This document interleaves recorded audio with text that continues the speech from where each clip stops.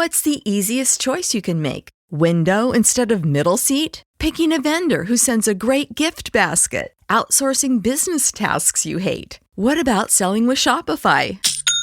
Whether you're selling a little or a lot, Shopify helps you do your thing, however you cha-ching. Shopify is the global commerce platform that helps you sell at every stage of your business. From the launch your online shop stage to the first real-life store stage, all the way to the did we just hit 1 million orders stage. Shopify's there to help you grow. Whether you're selling scented soap or offering outdoor outfits, Shopify helps you sell. Wherever and whatever you're selling, Shopify's got you covered. Sign up for a $1 per month trial period at shopify.com/try. Go to shopify.com/try now to grow your business, no matter what stage you're in. Shopify.com/try. And welcome back to the Northland Sports Page here in Eagan, high above TCO Stadium. It's Brian Prudhomme, it's Dave Cook. It's Nick Stoltman as well. I'll tell you what, first and foremost, Nick has been taking care of business all day. We would not be on the air if it wasn't for Nick right now. We would be on our way back to Duluth saying, boy, I hope they got to Fox really quick. Now, Nick, just a quick question for you, because you're on the air as part of Town Square Media on the daily. Have you ever gotten as much public love on a broadcast as you have right now so far today? No, I'm usually just kind of there doing my thing, so thanks, guys. I feel loved. Yes, absolutely. Speaking of taking care of business, thank you to Visit Eagan for taking care of business as well and getting us here. We're going to be taking care of business with Tatum Everett shortly, and Pete Bercich is in the house as well. We look forward to speaking with both of them. That'll be great. A little bit later, so thank you to Visit Eagan. Thank you to everybody here at Vikings Camp for having us. But, of course, there is no us, there is no show without our great sponsors as well. Absolutely.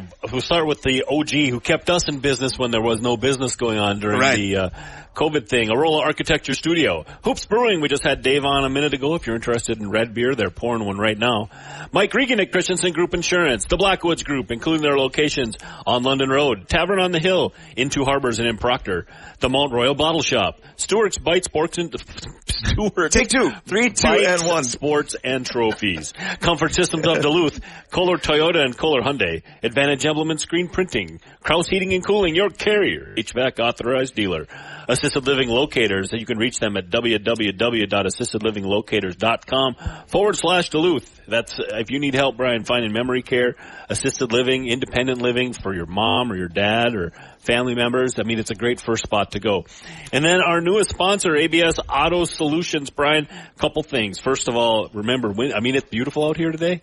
Winter's right around the corner, right? Don't say that, but you're right. Oh, yeah. Yeah. So if you're You said earlier today you weren't going to be Debbie Downer, but go ahead. If you are working towards, if you got a new vehicle or a vehicle that's new to you, and you need to prep it for winter, right? You got to get the rust proofing thing. If you got a pickup, you need a bed liner in. ABS Auto Solutions is the place to go. Their guarantee rust proofing is the lowest price in the area. So we are very proud to have them as a sponsor. Like I've said, I've had more than one car that when they rust through, I said, boy, I should have had that thing rust proofed. And you know what? The next car is going to ABS. It's going to get rust proofed.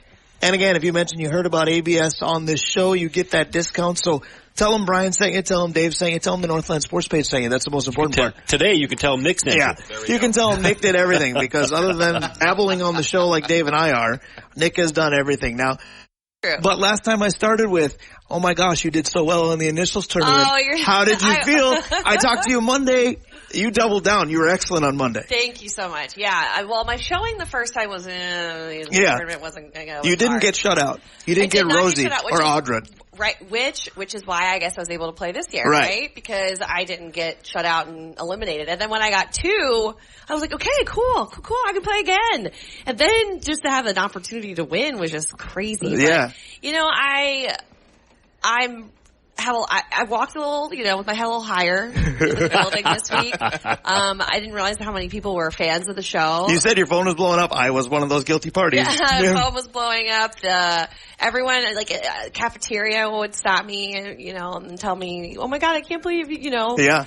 It's a nice feeling. I'm really nervous for next time. Well, because Dungho Park, you should be nervous. Yeah. I ran into AJ last night, just out in Minneapolis, and he's Monday. So, and I think that he would be in the bracket too, potentially. Now, AJ does go Monday, but so does one of our good friends. Tyler George is in the tournament. Oh, very nice. On AJ on Yeah, Monday as well. So, a couple of talented, smart guys there. I want to have my next question just be 2 words. I want to continue with a little initials talk. I won't get too carried away. No, you're good. Because we want to talk Vikings Entertainment Network, of course, with you. But 2 words for this next question. Aurora Borealis? Yeah. Are you kidding me? I mean, it just made sense. I know my Disney princesses. So there are 6 clues for each. I know you know this, Nick, Dave, you've learned it. You've listened to it with me a couple times. So there are 6 clues at maximum for each one of the initials game. She nailed Aurora Borealis on clue 1. Nice. I'm listening along and you buzzed in and I went, what? Yeah. I mean, the first clue is, the first word is a Disney princess name. I feel like I sometimes do better when they say, like, this word is a something. Right. Yeah. Then my brain can really start to narrow it down. Like when they said, one of these words is an element was one of the clues later on. Yeah. I was like, oh, that's a lot easier. Like, I can narrow that down. And so, Aurora and then AB, I don't know. Well, and that was the other thing too. I said I wouldn't go too far with the initials, but here we are. That was the other thing too, because I love game strategy, so. I love games, period. Yeah. You throw me a trivia game, I'm in. For sure. But in the beginning, when they tell you the initials and they give you time to write things down, when they said AB, I'm like, I got Antonio Brown and that's it. Did you have things ready to go? I didn't. All I had. I mean, I thought of Atlanta Braves. Right. And then there was one other one I wrote down, and I usually don't write anything down. Yeah. This time it's not just me. So she said usually. Yeah. Usually. And I usually don't write the clues down. I did write the clues down twice in this game. I think maybe just like change up the strategy in my head. How nerve-wracking is it playing in there versus a lot of us have the home games or have played with friends? How nerve-wracking is the difference between those two? Well, it's huge because you're just like, the pressure makes your brain, I think, work a little slower sometimes, right? You have to like realize that if you prepare, you play for fun, you kind of treat it that way. Right. It's a lot because, I don't play very often and I'm going up against people like Mark Parrish who plays every week. Right. And so you're like, oh man. So if any of you out there have no idea what we're talking about, tune into the Power Trip on Friday mornings. I know this week it's been Monday and Friday with the quarterfinals, but a lot of our loyal fan listeners are obviously very familiar with the initials game. They're having their tournament right now, and the winner of her own quarterfinal is Tatum Everett of the Vikings Entertainment Network. So talking initials game, that was my entertainment for the moment, but let's talk about VEN right now. I will say one more thing. Go ahead. I'm not 100% sure the history of this. I'm going to ask Corey about this, but I'm not sure how many women have made it to the semifinals. Nice. I think there are very few. Well, and we got to talk a little bit because they were up in Duluth for the air show as well. We met Meat Sauce, we met Corey, and I told Corey I've got the home game, and his immediate response was, I knew I liked you. So I'm talking all about his game on my own show. So Corey Cove, you're welcome. Checks in the mail kind of thing. But let's talk a little bit about Vikings Entertainment Network, because we've checked in with you periodically since meeting you last year, but now the season's just around the corner. Yeah. How much does that pick up and how busy you guys are, and what are you tackling, pardon the pun, right now? Yeah, no, it's funny. You hit the nail on the head. It's like ramps up so much. Like it's Saturday and I'm here. Right? I'm not used to that. But yeah, no, it's you get into that routine of camp. It starts to get a little monotonous, I think, right now for multiple reasons. You're doing the same thing every day, so I think it'll be really Nick's exciting. just nodding because he has to listen to our show. He's like, monotonous. Yeah, that resonates. Go ahead. But you get to go do the preseason game coming up. We've got Monday night practice, which is going to be really fun. And so that I think will kind of liven things up a little bit around here. We'll have the Cleveland in 2 weeks.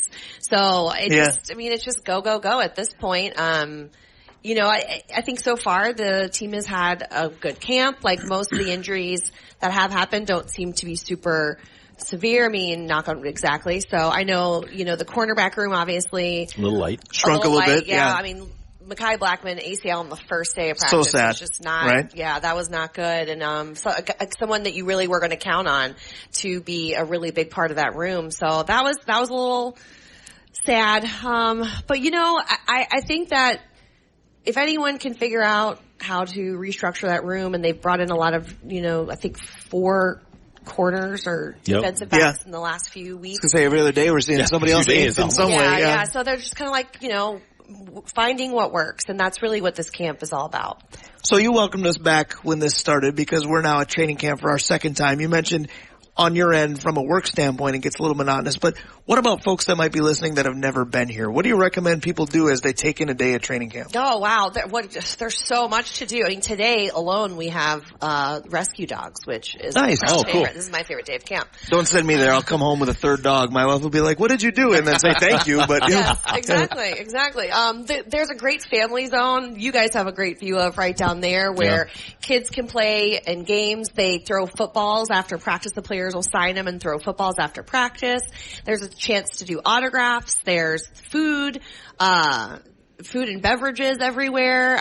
There's a market going on recently. So there's just a lot to do because then you also get to obviously take in practice and see your guys. I think the most underrated thing about camp, and I didn't know this until last year, right? Because I haven't been, is just being in a group with people that like the same things you like and want to talk about it. And the fandom, the commonality. You don't know the person next to you, and 3 or 4 minutes you're talking about Warren Moon. Yeah. Right? I mean, it's fantastic. I mean, that's so true because when you think about it, it's a practice. The only people who are out here are practice. Diehards, right? Everyone here is a massive fan, right? You're not going to get a lot of fair-weathered fans. I mean, it's hot. You have to sit in the sun. There are elements to it where you have to love it, you know? You really do. So, Tatum, there's 3 of us here talking with you, Nick Stoltman, myself, Brian Prudhomme, and, of course, Dave Cook. I'm glad that Dave chimed in because you may have noticed early on in the interview, I hogged all the questions. I am going to let these guys speak, but we do have a little bit of a surprise for you because not only am I going to let Dave speak, but Dave came up with questions specifically for you. I did. For this segment. I did. So this is, you had Tatum's 10 at first. How many did you minimize down to? Well, I've got at least this one, which is a little bit You went deeper. from 10 to 1? That sounds like my looks from age 20 to age 45. I went from 10 to 1. I got more than one, but this one I think is interesting. Okay. I'm disappointing. Go ahead. LSU. Yes. You knew that was coming. Right. So 2 questions there. Okay. First one, we're going to take LSU off the board. Okay. All right. So what are the 3 best SEC experiences? In a stadium? Yeah. Yep. Sorry. No, you're good. I have not been, no, I have. I would say, that I have attended, I would say Florida, Georgia. Sorry. Now we're playing Name That Tune. Yeah. Florida, Georgia, and we'll go with A&M. I haven't been to all of them. Yeah. I haven't been to all of them. Alabama is up there, I think definitely in the top 4. Right, sure. But pales in comparison to Death Valley. Right. Well, that's the thing. I mean, we hear a lot about different football experiences. Yeah. And that's my favorite part. I would like to get to any of those if you just listed. The pageantry of Tennessee, it just has me hooked. Yeah. No, and a few of those, like a Tennessee game, that's really fun. I think there's a difference when you're in the media and when you're a fan, right? Yep. So I attended Florida and Georgia as a fan, but A&M was media. So it kind of just changes the dynamic a little bit because you're not really in the mix. I've been to a Tennessee game, but it was as a media member. Sure. So it's, Yep. We can relate to that, although on a much smaller scale, because we talk about how different it is to actually be somewhere and get to watch a game rather than what do I need to do, because then you don't take in said pageantry. So, Dave, you were going to say what the bottom ones too were, because I got thoughts on those. Well, go ahead. Take a shot. the SEC. Go ahead. So Mississippi State. I haven't been to a Mississippi State game, but I think it'd be fun just to hear the cowbells, maybe for 1 minute, and then they'll be annoying. I've been to an Ole Miss game as an LSU fan, and I will say underwhelmed. Really? Wow. Tailgating was nice. Definition mid? Tailgating was nice. Stadium experience. Thumbs down. That's not good. Yeah. And Vanderbilt, their stadium is older, and I know that they're trying to revamp it a little bit. But when the LSU fans were there, what year I was in the media, and I covered Vanderbilt for 3 years. But the one game I remember is the one my parents went to, and so their opinion, it was not a great stadium, and it was literally all LSU fans, and they drank them out of beer by halftime. Ooh. Well, that's challenge accepted. That's not a bad thing. They had to go to the store and buy more alcohol for the LSU fans that were there at a noon kick. You imagine the liquor store. So we'll take all of it. Yep. Yeah. Just all of it. We want this. I'm sorry, sir. What do you mean? No, this store. Right. We'll take it with us. We got a U-Haul out back. We're ready for it. Yeah, absolutely. How many more you got, buddy? I'm gonna do the one that I've been kind of chomping at you. Okay, because my only problem is we have so much fun with Tatum, I forgot to even look at the clock. Go ahead. All right, last question then. Yeah. All right, so LSU wide receiver university. They are. I got a list here, and I want you to tell me if you buy the list. All right. The first person. We'll start with number 10. I think 10 makes more sense. Number 10 is a little bit older. I think that is Tony Moss. He would have been a receiver in it keeps moving. I'm sorry, guys. Tony Moss is a receiver from LSU back in the day. Looks like early 70s. That's number 9 is Odell Beckham Jr. Yeah. So the reason that I said we have to ask this question is Odell Beckham Jr. is number 9. So what's the rest of this list look like, right? Okay. So number 8 is Dwayne Bowe. Oh, I love Dwayne Bowe. So do Chiefs fans. Yeah, exactly. That's Brandon LaFell is number 7. Yeah. Panthers this is why I wanted to go here because people don't. Michael Clayton is number 7. Yeah, Michael Clayton. He should have been so much more at the next level than he was, in my opinion. Yeah. Number 5, Wendell Davis. Yeah. It's a little older. Wouldn't that be Chicago Bear fandom, Wendell Davis? Yeah. All right, so here's where we get we're old, Dave. Here's where we get into wider. Yeah, we are number 4 right now. Okay. Jamar Chase. Yeah. He's 4? He's 4. I would argue that you could put Jamar Chase above Justin, Vikings, only at LSU. Because I agree. he was the featured guy. No, I would agree with that. Jefferson was a slot guy. Right. Yep. Jefferson, I mean, So you wonder how the game translated. They both have transferred well, but JJ's been better at this level. Speaking of number 3, JJ? Justin Jefferson. Okay. So. Number 2. Yeah. That's my question. Who do you think number 2 is? As an LSU fan, is there a wide receiver that sticks out? Oh no, you're really putting me on the spot. I feel like I'm playing initials all over again. No, that's fine. I'm willing to give you the answer whenever you want. Oh yeah, do it. I'm going to be so say phone a friend. Phone a friend. Yeah. So mad. He led the LSU all-time in receiving yards until Neighbors took it. His name, Josh Reed. Okay, no, I remember Josh. Yeah. And number 1, I would have said it. And this is why the list is a little weird. Number 1 is Malik Neighbors. They said by far he's the best LSU wide receiver ever. I mean, he was ever. Really I was going to say, when you keep in mind college accomplishments, that list tracks. Yeah. The amount of them that did transpire, but also didn't transpire in the NFL is kind of alarming. Is also. Yeah. But it is so interesting because this linebacker running back wide receiver LSU. I mean, in recent years, I would say, especially that one because a lot of those lists, a lot of those guys either are still in the NFL or like about to start, right? Yep. So it's like that's half the list. When I was, I guess like maybe like 10 years ago, it really was like DBU. That's really what they really. Which that resonates for you in a whole different way. DBU. And it was like a Florida LSU rivalry. Who's the real DBU? Right.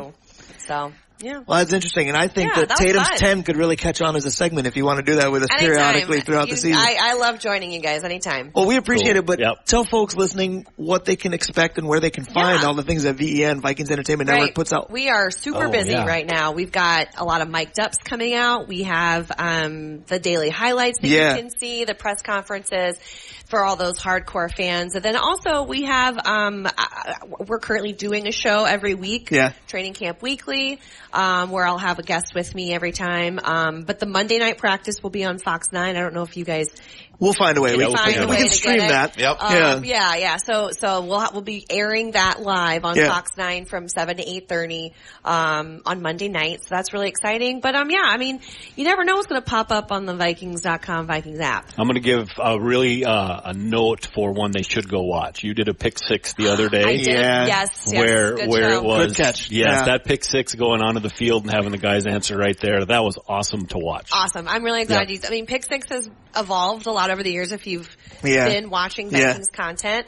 And we do love the fact that now we have a show where we can have fans ask questions to the players. And if you want to ask a question, either the emails that you get, there's like a little form you can fill out. If you get your Vikings emails, there'll be like a pick 6 call for questions, or go to my Twitter account at Tatum Everett. And I don't tweet a lot, so you'll probably find a tweet that has like a form that always is alive, and you go in and you can put your name and give 3 player questions, and like those questions get answered by sometimes players, coaches. We track down Coach or Quasey. Yeah. And it helps if you say like, hey, I really want to ask this question to this person. To Keenan McCardell. And then I can be like, I will go and ask him. Yeah. I will go and ask that question to him.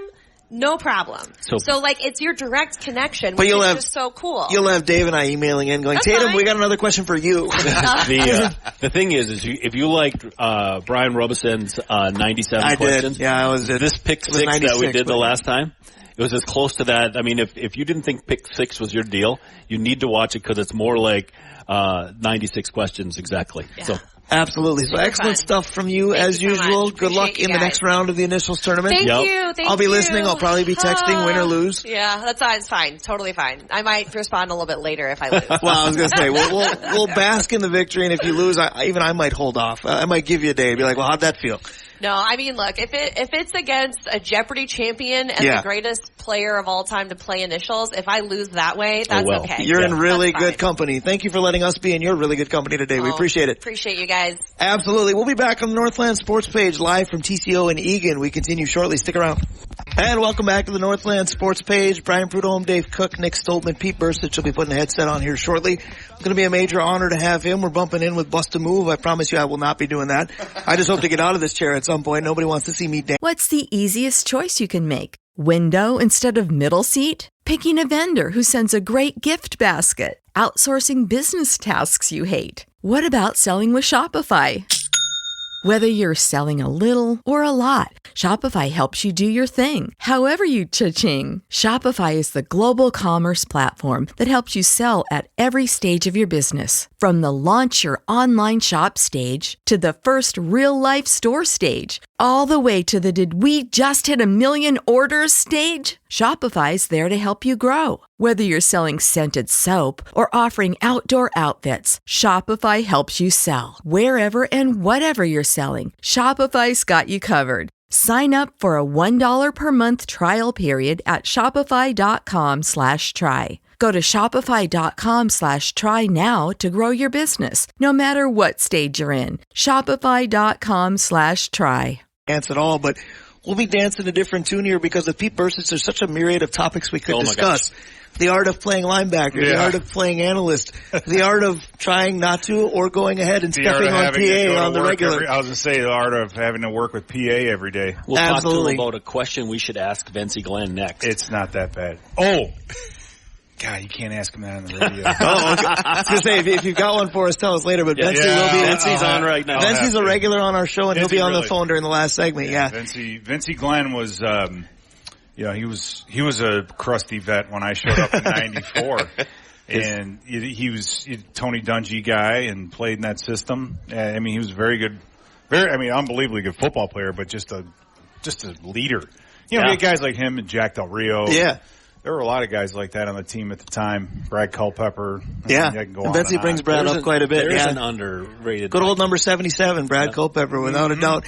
Pete, you mentioned a couple of players that we haven't talked about on the regular probably enough, but you also mentioned Jack Del Rio, and that lends itself to something we were discussing back in segment 1 when the show started. We've all seen the documentaries quarterback and receiver, and we started talking about other positions that should be done, and we related them to Vikings history and who would we want to follow. Yep. You're a linebacker. Who are some of the best Viking linebacker personalities that you think something like that could have been done about? A show, Oh my God. And you've done so many for being around so long. Besides you. No, I mean, Eddie McDaniel was one of my favorites because he was just so. Okay, so you talk about you go through all the combine and everything, and you talk about players, and then they always talk about being smart. And as you guys probably know, from a practical standpoint, there's basically 2 types of intelligence. You have book smart people, and you have street smart people. Mm-hmm. I went 0 for 2, but right. go ahead. But I mean, some people are they're very book smart. Yeah. They can't put it to work. Sure. Yeah, if you drop them off in the middle of tell them to get out of an escape room, they're still there. Yeah, they would be there for, they would die, right, where they dropped them off. Right.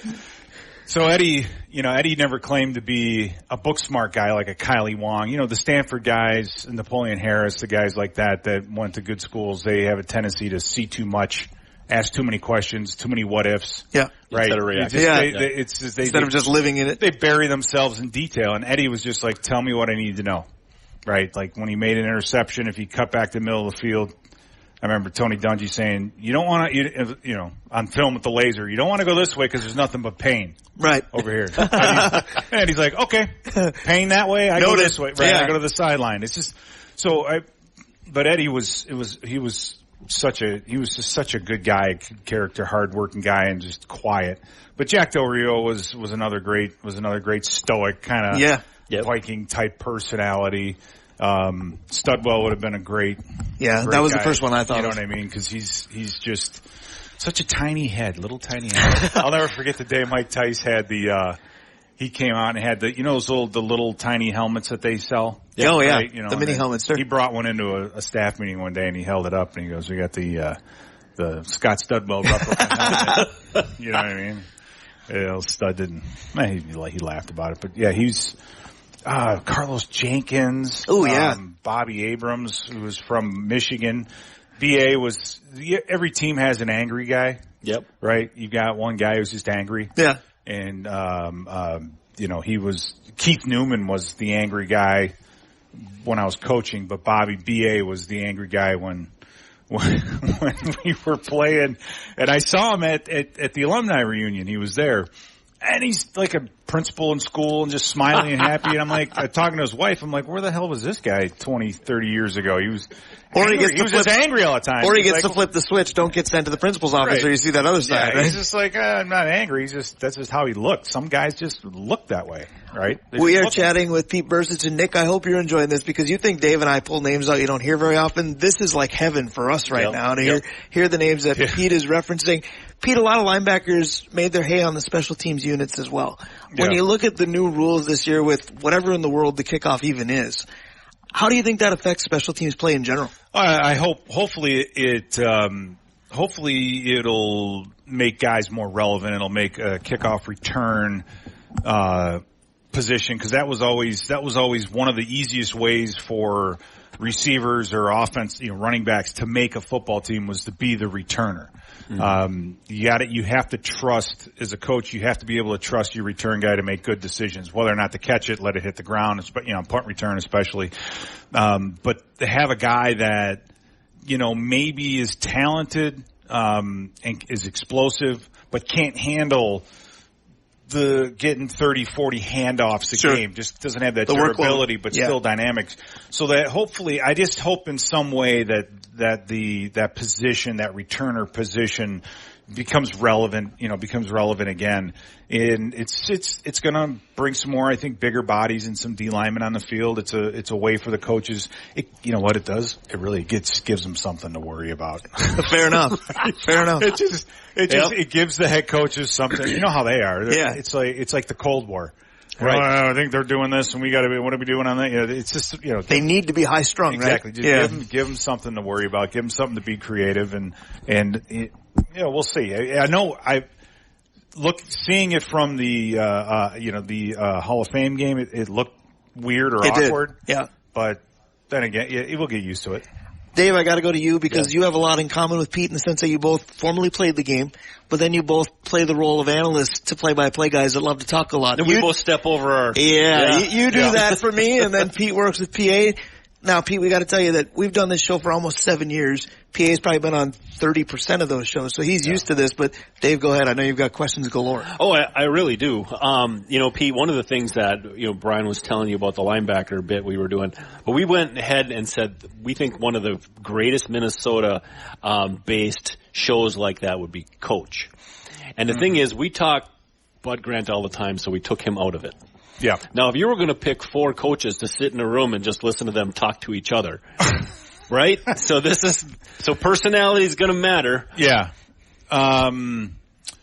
Let's see here. You would start with Monty Kiffin. Okay. Because Monty Kiffin was kind of the mad scientist. Yeah.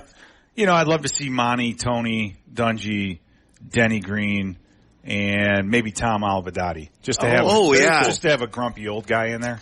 You know what I mean? See, and I wanted Floyd Peters for that reason. Well, I never played for or in lore with Floyd, we know about. Yeah. If you want some funny, if you want some good comic relief, then you want that. I'm trying to remember our defensive line coach's name. Terlink. John Terlink, yeah. Yeah, that guy, I mean... Imagine if they'd had C4 shots back then. You could just sit with Terlink and just... I mean, I remember going to Tokyo. Because in '94 we played 5 preseason games. Our first game was in Dallas, and by the way, we flew down the day of the game. Ooh. Right. So the league has come a long way. Clearly. Then we jet on out to Tokyo, where it had to have been 100 degrees and humid. It was the hottest place I've ever been. Yeah. And then the aforementioned Monty Kiffin, he always used to jog, and he would jog with the rubber suit on, rubber jacket on. And then, so Monty goes for a jog and gets lost, and we thought he was dead because he just disappeared. We couldn't find him. And no one could find him. They thought he just, heat exhaustion, whatever. Go back to the hotel, and I'm walking through the hotel, and there's John Terling sitting at a table with a beer. And he waves me over, and I sit down with him, and he starts chatting with me. I'm like, oh, this is pretty cool. And he's in mid-sentence, and he stops. He goes, wait a minute, you're a rookie, right?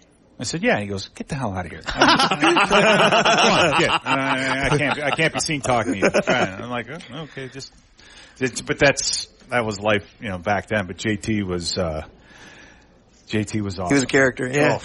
So speaking of rookie status, I want to talk about the transition from player to coach, but now to radio analyst. We see a lot of former players who do this role. Some do it wonderfully, some don't. I think you would be in column A. You do a great job. But what was the learning curve like to do radio analyst work when you see the game very well? With PA. Yeah. Well, I'll say the best thing I did,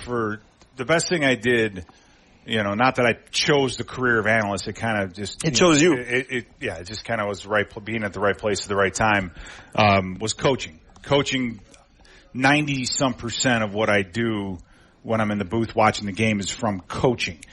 Really, the playing side of it just gives you the, how do you feel? How'd you feel? What do you, and that's really all it does. Yeah. The players know, but you don't realize it. When you start coaching, then you sit down and you go, all right, I finally understand. I know what I don't know.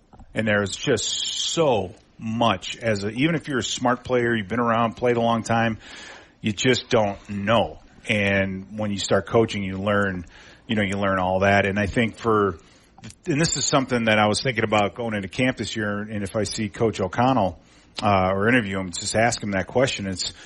What's for a player to make the transition to coaching? What are the hardest things, or what are the biggest traps that they have? And I have, my thing is it would be 2 things. It's compassion and expectations, because and when you're in training camp, you know how the players are feeling, right? And you wanna just, but you can't. And that was one of the things I mentioned Tom Alvadati earlier. And I remember, after being with him we were all with him for we were 6 months, 4 months, whatever. We finally asked him, like, Tom, why the hell are you so grumpy all the time? Right? He's like, why? You're always just grumpy. Have you met Bobby Abrams? What is the deal? And Tom just looked at us and said, my job is to make you better than you think you can be. So that automatically puts us at odds. Yeah. Every day. Every day we're at odds. And I'm just, okay, moving on. That works. It's like, okay, yeah, moving on. Well, that's really interesting. But that's the leap that you have to make from being a player to being a coach. And as a player, the camaraderie of the locker room is it's the greatest thing about the sport. And then once you make that transition into coaching, and like even in my case, I was coaching guys that I played with. Oh, right. You have to, you have to separate yourself. Yeah, that's kind of hard. You don't go down, you don't go into the locker room. Right? That's their spot. Denny Green I saw Denny, I think in 7 years. I saw him twice in the locker room, maybe 3 times. All right? He didn't come down unless there was a problem. So that's their place. And that was mine. That was your favorite place to be. Mm-hmm. I don't know. You can't go in there anymore, right? And then, when I say expectations, I mean just the hours that you have to put in. Sure. Right? As a player, you have a day off, right? You have 24 hours every week off. It's mandated, but when you coach, it doesn't matter. I mean, you might have a light day and you might lose somebody on Sunday, and next thing you know, you're in here watching film on 3 or 4 free agents. Yeah, sure. Then you have all the game planning and all that other stuff. And if you're a quality control coach, your work doesn't start until everybody else is done, because you're the one who has to gather all the information and put it together. And then, so it's, if you expect coaching to be anything like playing, it's not going to be an easy transition. So my next question is going to be the one I was saving for Vencie, but I think maybe we can get that connection here. Right. All right. So I found over the years that I'm a bit of a sucker for a quarterback whose moxie is their biggest thing, and I always seem to get burnt.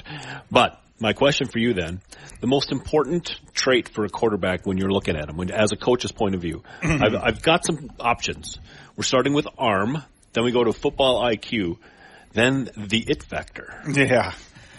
Unfortunately, I don't know. You have to have a requisite amount of arm strength. Okay. Right. You have to have the more you have, obviously, the better. But I would put accuracy in there. If not, right. Again, there's a threshold for arm strength, and above and beyond that, it becomes accuracy. Accuracy is the most important thing. And you think, I remember when Patrick Mahomes was here, we played Kansas City. And some of the throws that he made, he's always, and I don't mean a foot here. I mean, we're talking dead on accuracy. Each throw. And so I think that's really the most important thing, for a quarterback. And then above that, but beyond that, it becomes the intangibles. I mean, you guys, you mentioned earlier, you saw a quarterback. And the thing that stood out to me watching that is listening to those guys talk. You speak a different language, right? They're talking you're learning, it's like you're learning Latin. Right. Yep. Right? Because all you're talking about are plays and this and that and watch for this. And they're writing those things down. They're saying them. They're recording themselves saying them. So, and by the way, when you have to repeat these things, you're doing it in a huddle on a field. Right. Right? It's not a friendly environment. It's obviously not quiet, but I mean, be able to manage all of that, and all the changes, I really think that mentally, in a quarterback heavy offense like ours is a quarterback heavy offense, you're pushing that capacity of a human being to the limit. Sure. Right? It's almost to the point where you're thinking, man, you need an experienced or a veteran guy to be able to handle everything that this offense can be. But then again, the better your players, the thinner your playbook, right? That's an old saying in coaching. So if, running a specific route tree is, when JJ's running this route and you have Addison on the other side, it's a little bit different than if you have, two other guys. So, there's a balance there, but I'm just amazed at how much mentally the quarterbacks have to be able to handle, and it's got to, and there's a difference between being able to repeat it, like regurgitate it on a test, like in college or high school, and then being out there, being chased, being hit in the head, dragged to the ground, landed on, and then get up, listen, and you know what I mean? The emotion part of it. It's a whole different level of knowledge. Our kid quarterback got some of that? I don't know. We'll see. I mean, he definitely, everyone that I know that has dealt with him at all just says he's different, right? He's different that way. So being different could be a good thing, could be a bad thing. Sure. But we'll see. We'll see. He definitely has the intangibles or the quote unquote it factor and all that, but we'll see how it goes after he gets hit in the mouth a few times, right? Sure. And we'll see how that pans out. I want to segue off that a little bit with training camp right behind us. I want to put the player hat back on you again, because you talked about being a rookie and how the treatment was different, and by the time you had been around and been a grizzled vet, the treatment is different. I thank God for minicamp, because no matter how bad things get, at least I am not in Mankato. There you go. Nothing against the folks in Mankato. The people down there are beautiful. Jake Stadium Pizza is still one of my best, one of my favorites. But my God, I mean, Brad Culpepper, right? I remember going down there, 1994, and we have our meetings. It's like 11 o'clock curfew and all that. And Brad looks at me, he goes, "This is the best your body's going to feel for the next 6 months." Fact. So just think about that when you're going to sleep. I'm like, yeah. Well, and that was kind of my question, because with training camp, the spotlight is on the rookies. Everybody wants to know about J.J. McCarthy. What is Dallas Turner doing? Yeah. Other members of the draft class, etc. Then we talked to Vencie and other guys that had been around the block, and by the time they were in this for years, they eye-roll training camp. Take us through kind of the emotions of each time. As a rookie, you're deer in headlights. By the time you're in year 6 and 7, you're going, I know we need this, but I don't need this. Or what's the emotion like? No matter what, you may not want to go, but you don't need it. And as a veteran, at least you understand what's you have an expectation and you know.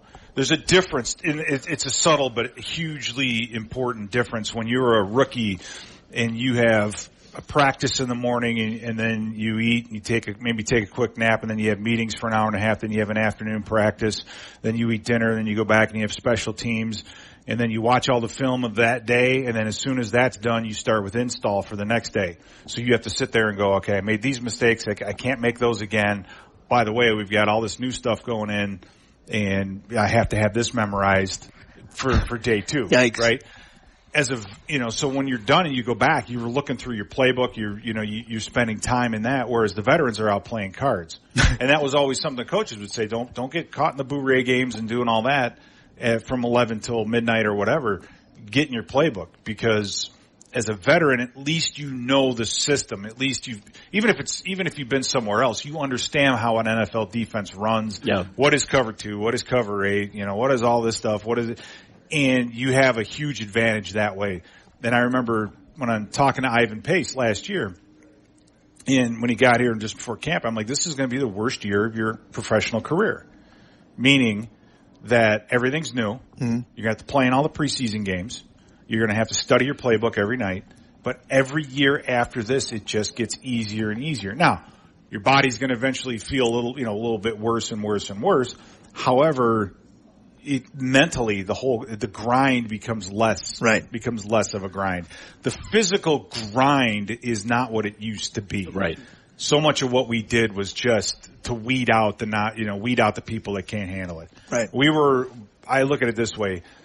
We were like big F-150 or, Silverado trucks where you had to be durable. You just had to take a beating day in and day out and still be able to perform. And that's, I'm sure, with Vencie Glenn, even though he was a corner, right, you still put the pad. I mean, back in that day, but guys like Bercich, he's like, hey, we'll practice without pads when we start playing without pads.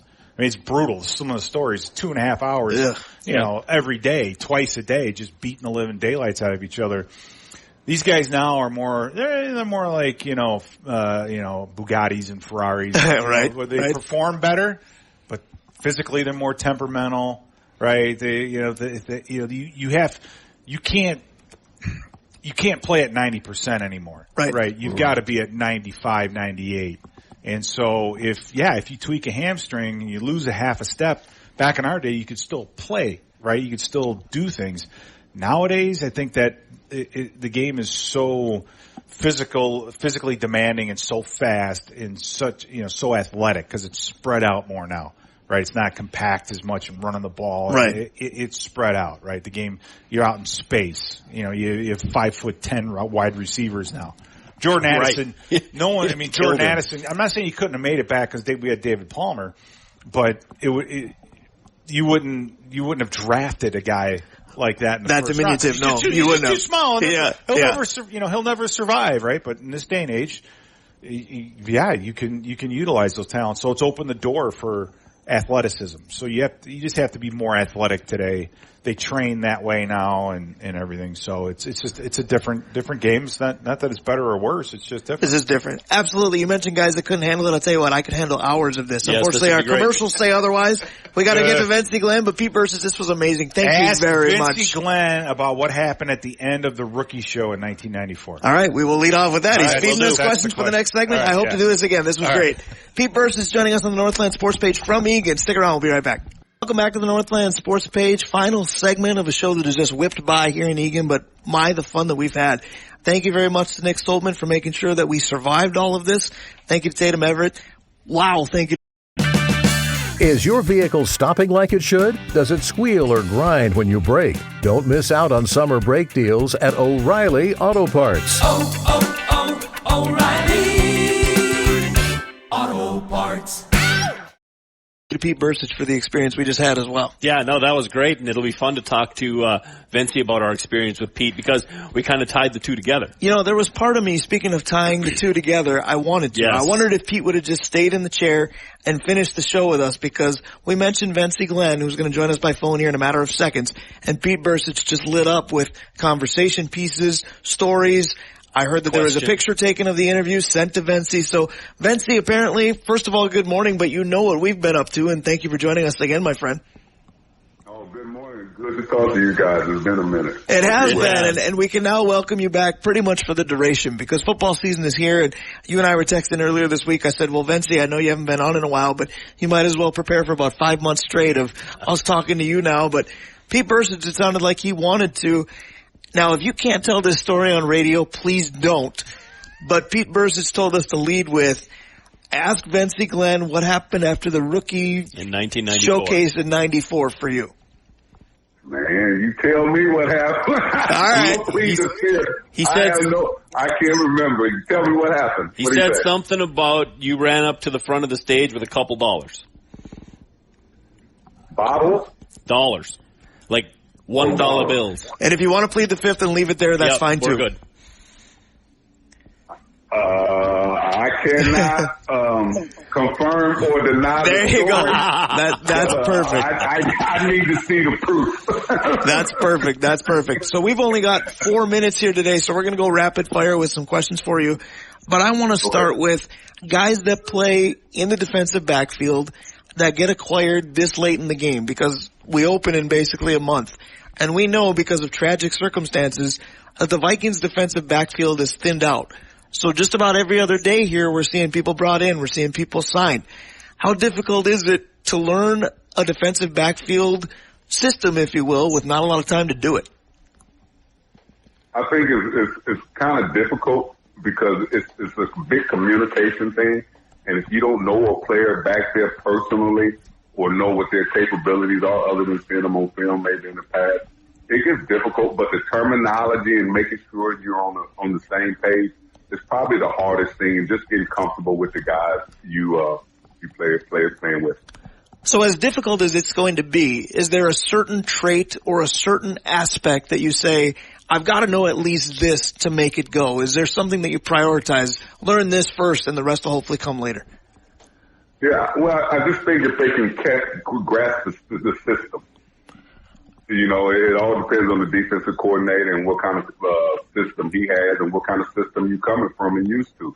If you're used to a zone system and you're going to a system like Minnesota where they're going to play a little more man and match up on you and things like that, that can be tough if you're not a true, man-to-man cover guy. You know, some guys play better in zone, some guys play better in passing off coverages, and some guys just play, hey, just give me my man and let me do my thing. Yep. So it depends on the chemistry of the secondary.